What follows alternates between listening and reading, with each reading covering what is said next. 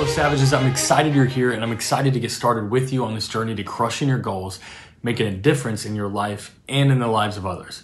That's what it's all about, right? Taking others with you to the next level. So a peaceful savage tries to stay well-rounded. We don't just want a lot of money, right? We want health. We want solid relationships.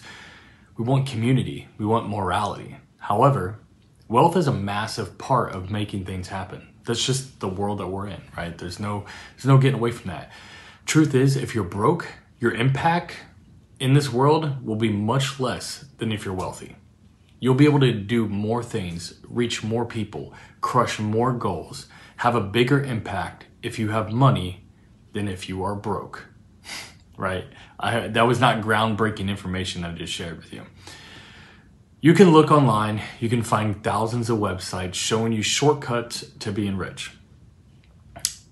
I hate to admit this, but in my earlier years of entrepreneurship, I was victim to many scams and courses on how to get rich quick, right? Some of you probably have too.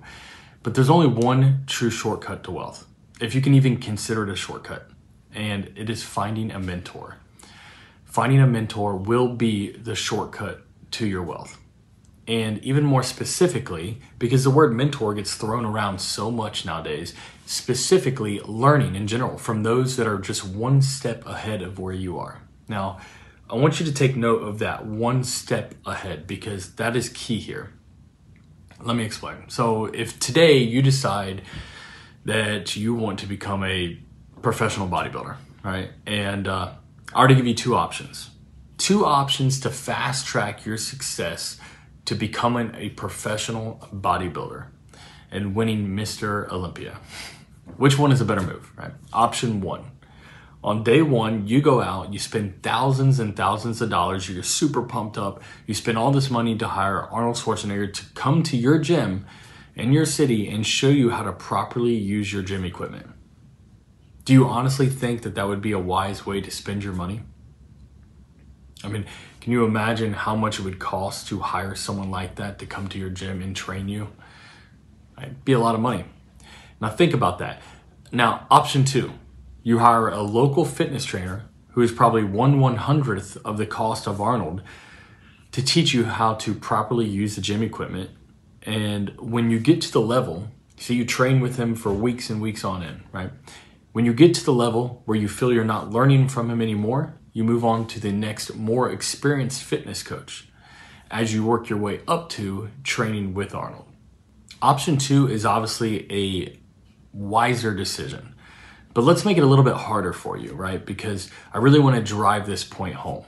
Because when you think about these, you say, well, obviously I'm going to go with the fitness trainer because I can't afford Arnold, right? Well, obviously cost is a factor here, but let's pretend that everyone watching this video is a multi-millionaire. You've already gone through the Peaceful Savage course, and now you're a multi-millionaire. Money is not a factor. Still, even then, what would be the wisest decision for you? You may say, oh, well, Arnold all day. If money is not an issue, Arnold has the most experience. He's had the most success. Arnold is the best option. If that's the case, you'd really be wrong. And let me explain to you why. Outside of financially being a bad decision, you're nowhere near operating at Arnold's level. Arnold is operating at such a high level that I guarantee you would not grasp nearly as much actionable information and steps from him as you would a qualified local trainer. Actionable being a key word, right? You can learn all day long. You can soak up as much information as you want, but at the end of the day, if you don't have actionable steps, things you can physically do to make your life better, to move your life forward, you have nothing. So I worked on a project years ago where I partnered with a guy, and this guy, I'm not going to say his name because I want everybody blowing him up, but this guy's a multi-millionaire online networker, right? He's operating at such a very high level in the online marketing space that I'm way under where he was as far as the online marketing goes. He was at such a high level, and he just wasn't a teacher. So I would talk to him for hours about strategic marketing and about CPA, cost per acquisition, and CTR, click-through rates. And even though I knew enough to understand what he was saying and stay in the conversation, at the end of our calls, I was completely and utterly lost. I'm sure you've done this before. Have you ever had a conversation with someone about something that you know about, but they are so far ahead of you that it's hard to track, right? If I would have paid for that time, I would have walked away having spent thousands of dollars, spent hundreds of hours, and nothing more than what I started. I have absolutely nothing actionable that I can do, that I can take away from that conversation to make my life better. So if you think about this, however, if you look at the other side, I've spent $50 on an online course that I was able, at the end of the course, take actionable steps to increase my sales, to become a better closer, to incorporate actionable steps in my business, to learn how to edit a video, to learn how to set up a mic, right? I've taken these $50 courses, $100 courses, and walked away being able to accomplish tasks because they were actionable steps involved, because they were closer to the level where I was at. This is because I took a course, like I said, that was one step ahead of where I was at. You cannot build a house by putting on the roof first. It just does not work that way. So first thing to remember while looking for a mentor is to realize you don't need Grant Cardone, guys. You don't need Gary Vee to personally coach you, right? Stop reaching out to the Instagram influencers with 3 million followers or the real estate gurus with tens of thousands, hundreds of thousands, and millions of followers in their private jets to mentor you. That's not what you need.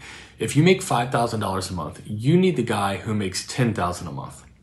That's it. If you're making $50,000 a month, you need the guy who makes $100,000 a month. If we're talking financial, right? There's other aspects of mentorship, but if we're just talking about financially.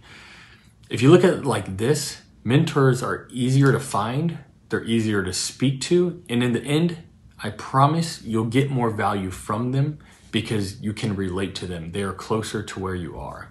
You'll be able to grasp and come away with actionable information. And I'm sorry if I'm repeating myself. I really want to drive this home, guys, because this is very, very powerful. So now that you know the type of mentor that you need to be looking for, how do you make contact with them and how do you get them to work with you? So it's important not to wait on a mentor. You need to get started now. Anyone who is at the level of being a mentor will be extremely irritated with someone approaching them, asking them questions that you should be able to figure out on your own on Google or YouTube. All right, we have the internet, guys. If you have a question, put it in Google, put it in YouTube. You'll probably find the answer. By working in the field that you want to find a mentor in, you're going to figure out a lot on your own. You're going to make the stupid mistakes. You're going to get them all out of the way before you embarrass yourself in front of your mentor. Don't approach mentors with some crazy open-ended wild questions like, how can I become a millionaire, right? I cannot stand when I get questions that are just, I don't know how to answer that. I mean, there's 1,000 ways to become a millionaire. I can promise you, if you do this, they will be irritated and they will not want to work with you, right? How do I buy real estate? Well, you ask Grant Cardone, how do I buy real estate? I promise you, he'll be very irritated by that question. So here are the steps to finding and getting a mentor to work with you. Number 1, identify the mentor that you want to work with. With the information that we've already talked about in mind, I want you to pick out someone and identify the person that you think would be the best fit for you. Number 2, compliment the mentor and tell him or her that you admire what he's been able to accomplish in the craft. You look up to him, and everyone likes to be complimented, guys. There's no one here watching this right now who doesn't like to be complimented. I don't believe you if you say you don't, right? Everyone likes it. You might blush, you might be embarrassed by it for whatever reason, but you do like being complimented, right? Use that human nature to your advantage. Number 3, provide value to him or her. I don't care if he or she, I don't care where they are or how successful they are, there is something they don't want to deal with. Find out that pain point and offer to help with that. And if you're in the financial position to do so, do it for free. I tell you what, any relationship that is not mutually beneficial will not last. I'll say that again. If the relationship between you and your mentor is not mutually beneficial, it will not last. They don't have time to build you up and do everything for you if you're not benefiting them. It just is what it is. Number 4, ask opinionated specific questions. For an example, instead of asking some kind of real estate question like, what kind of real estate should I buy? You word the question like, I notice you typically invest in duplexes instead of apartment complexes. Do you find that after the cost of running an apartment complex that duplexes seem to generate more income? Now, I don't know if that's true. I have no idea what made me think of that question. I'm not in real estate. I know very little compared to many other people, but you get my point. You can use that in any niche, right? I don't care if you're a salesman, if you do car sales, if you do real estate, if you do insurance, any form of entrepreneurship, you can use that and you can generate a specific opinionated question. Opinionated being the big part there, right? I see you do this. Is it because of this, right? Number 5, show up and be willing to work crazy hours. Make sure that you show them your work ethic is stronger than anyone that they have ever met. I can promise you, successful people appreciate and respect other people with strong work ethics. Unless they were born into wealth, unless they won the lottery, more than likely, they worked extremely, extremely hard to get where they're at. And they'll recognize that in you, and they will want to work with you. Even if you can't provide them a whole lot of value, they'll see that work ethic as value. Every situation is different. If your potential mentor is someone that works within your business or goes to your church or is a family friend, I'd suggest having a conversation in person. However, if the person you identify that you want to work with is not necessarily someone that you know, and it's someone that, maybe it's someone that your only connection to them is, say, on social media. I put an example below this video in the text of what you could send them.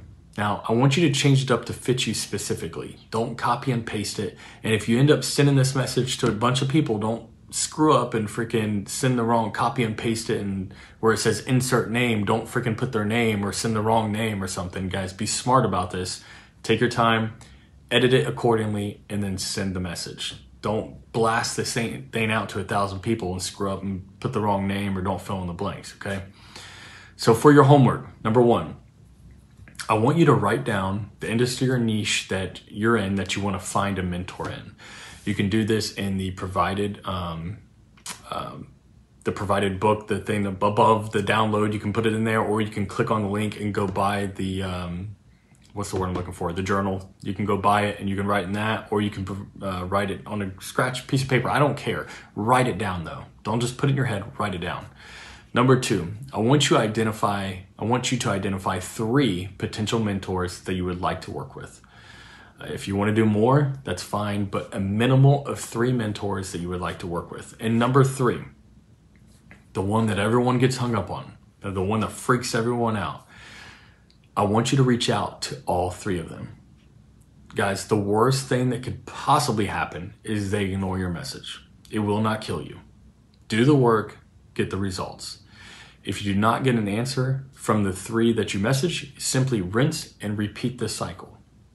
However, continue to work towards your goals as you find your mentor. Don't just stop working in your niche. Don't stop learning. Read books, watch YouTube videos, continue to go through this course. Improve yourself while you look for a mentor. If you improve yourself as you look for a mentor, you can also find mentors that are at advanced higher levels, right? Are you tracking here? And I'm not going to edit this video. I want this to be raw. I want us to talk. And typically on my YouTube, I'd cut out this stuff, but I look forward to hearing your guys' results. When you finish the task, let us know in the community that you've done the work and update us with any results that you get. I'll see you in the next lesson. Until next time, stay savage.